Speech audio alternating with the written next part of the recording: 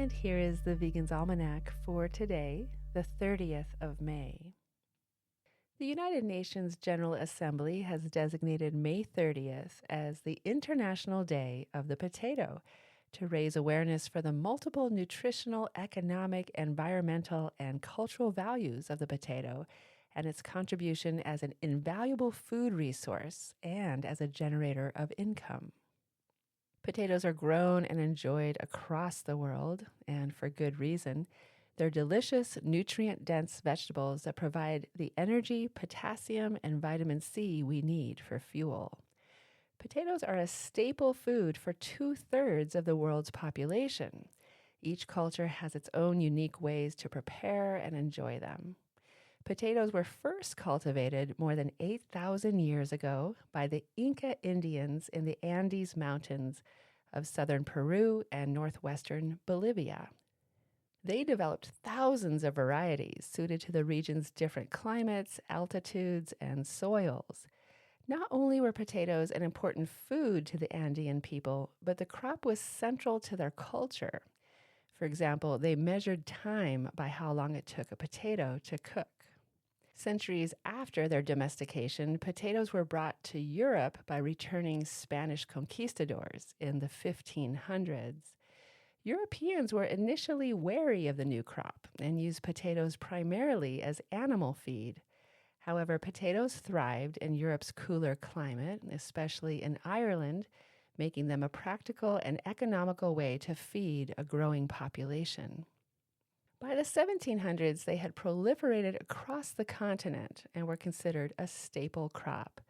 From Western Europe, potatoes traveled to Eastern Europe and Russia, and then continued along established trade routes into China and India. Potatoes also appeared in Africa, particularly in the highland regions not long after. In the 1620s, the governor of the colony of the Bahamas sent a gift box containing potatoes to the governor of the colony of Virginia. When Thomas Jefferson served potatoes at the White House, they acquired the aristocratic seal of approval. Potatoes are easy to grow. Unlike other crops, they do not require large amounts of fertilizer or chemical additives and use less water than other crops. Potatoes are grown as annual plants. Depending on the climate, potatoes are planted and harvested at different times of the year. For example, in the northern United States, fields are typically planted in the spring and harvested in the fall. Potatoes are more energy-packed than any other popular vegetable and have even more potassium than a banana. Potatoes also provide us with protein, fiber, vitamin B6, and iron. So, what's your favorite potato preparation?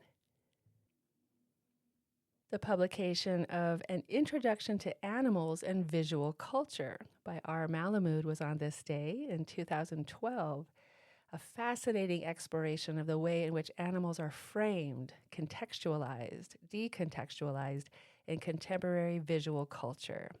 Written in a highly engaging style, this book challenges the field, dealing with some highly controversial aspects of animal exploitation and boldly examines material that is seldom discussed within animal studies.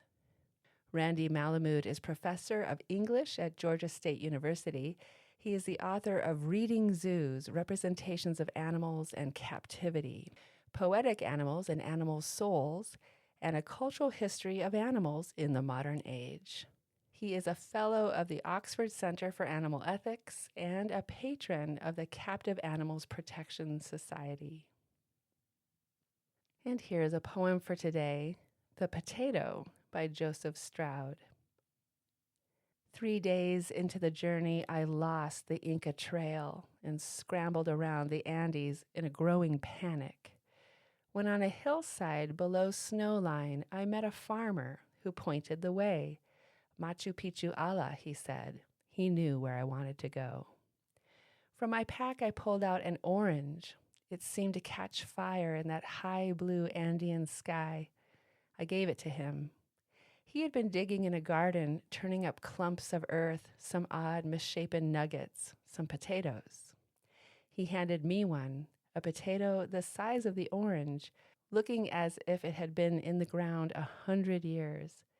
a potato I carried with me until at last I stood gazing down on the Urumbamba Valley, peaks rising out of the jungle into clouds.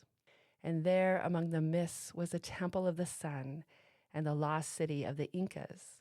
Looking back now, all these years later, what I remember most, what matters to me most, was that farmer, alone on his hillside, who gave me a potato with its peasant face, its lumps and lunar craters, a potato that fit perfectly in my hand, a potato that consoled me as I walked, told me not to fear, held me close to the earth.